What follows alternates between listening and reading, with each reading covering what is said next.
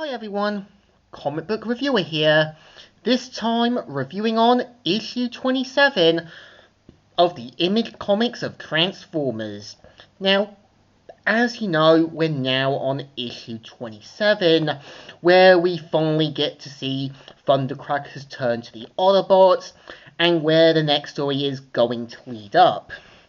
So the story mainly starts off with the team looking on Bumblebee's remains, saying, "Oh man, what happened to B?" And we kind of see how, obviously, Brawn's brought back, and we see how after everything that's happened, even Trailbreaker has to point out all the things that have happened, and even Brawn saying, "Starscream, when I get my hands on him, there won't be any pieces left large enough to identify."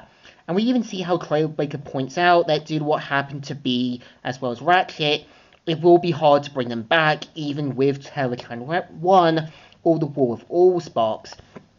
But we even see how not only is Brawn brought back, but also Jetfire saying, "I fear there's nothing left of the bot I once knew." And this is obviously Jetfire referring to Starscream, and it becomes clear that even Jetfire is horrified about what happened to Starscream, and wondering if there's anything left of him. But we even see how, obviously, Bulkhead's brought back, and it's clear Bulkhead is going to be this young rookie brat saying, "Bulkhead's here! I just joined the party! I think that's cause for a little celebration, right? No?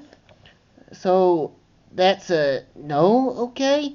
But yeah, they make it clear Bulkhead is meant to be this big, dumb brute, but it's even clear that he doesn't really seem to understand how the other bots are feeling.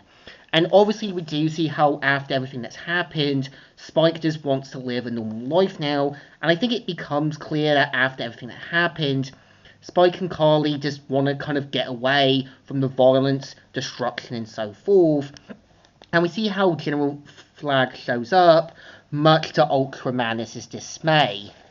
And it kind of becomes clear that Ultramanus is horrified by what he did to him, and we do see how General Flag does try to justify his actions. You can tell where both sides try to be in the right. I think the main one is obviously General Flag being a bit concerned and fearful of these robots, but Ultramanus, obviously going through similar torture, doesn't understand that Earth is going to be a lot different from Cybertron.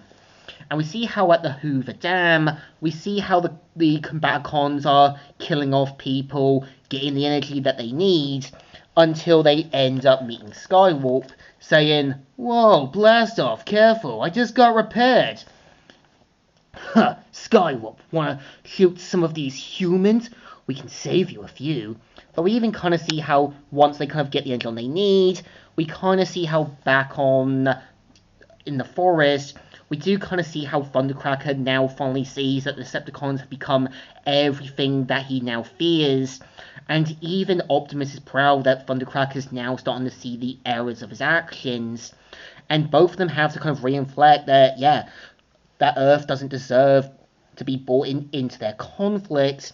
And Optimus saying, "There are more than one my Autobots who see my actions on this world as folly.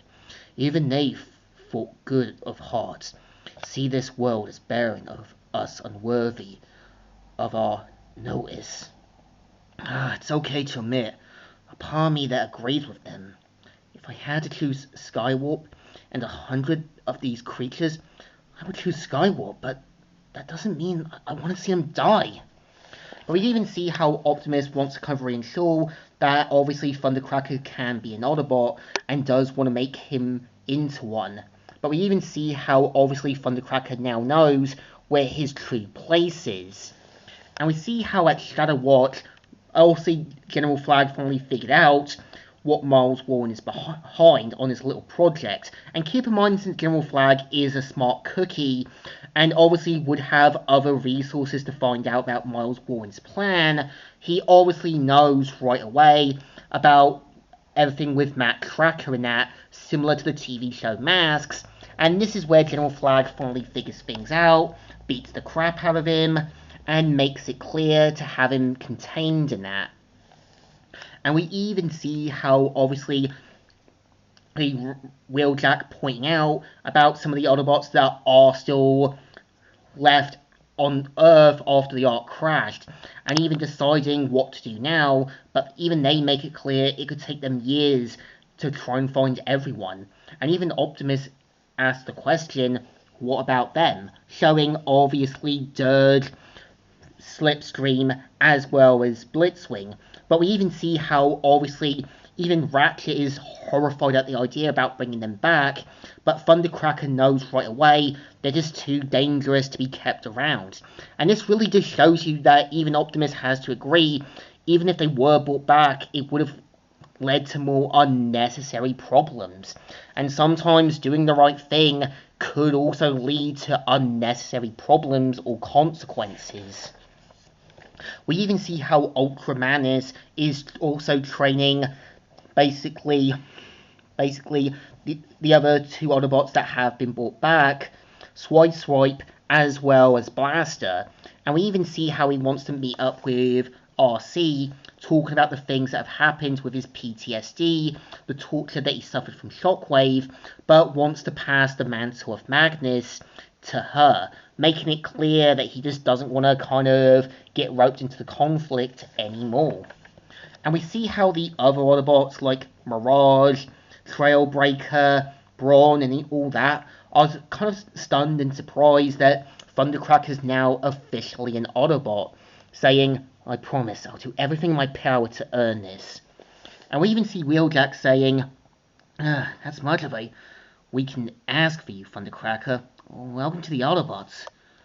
This is weird. Man, you've spent a few million years out cold, and the strangers sure change around here. What's next? Megatron joining up? Don't think Optimus would approve of you. Cyrus, hurry, me and that big mouth. But we even see how they get word from Optimus. They have to clear out what remains of the Decepticons on Earth.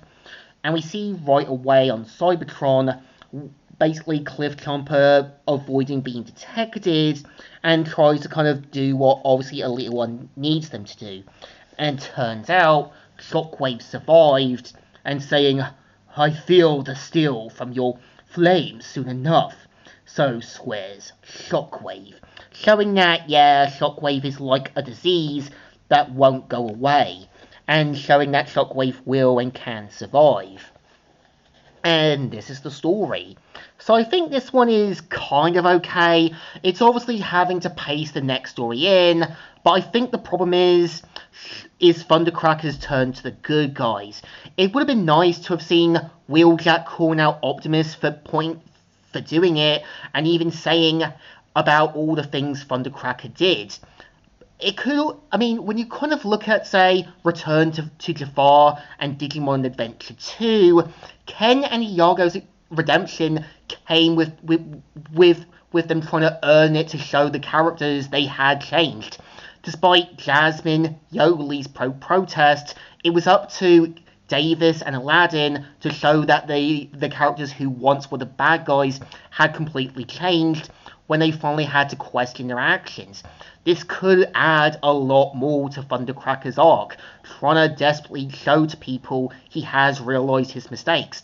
He is trying to prove that he is trying to kind of be on the right path now. So it's a kind of an okay story, it knows what it needs to be, so it definitely deserves a thumbs in the middle. Kind of alright, kind of okay, and is taking some more creative turns with the G1 brand, making Bulkhead a bit more young, brasher, and a bit more different from Prime. Also, General Flag being a bit more smarter than Miles Mayhem, knowing what he's truly like. So, comic book reviewer here, signing out.